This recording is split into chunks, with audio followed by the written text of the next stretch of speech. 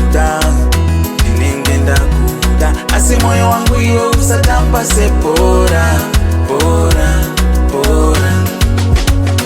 Ichinge ndakurora ndakuisa pamba, unenge wava murora wa mama, rechislay queen shawo mbodhama, maini ndiri kuchidzika mai. Kana waroorwa wamukadzi wemunhu, hazvireve kuti uri mukadzi wevanhu, nekuti inini ndava murume wemunhu, kwete kuti murume wevanhu.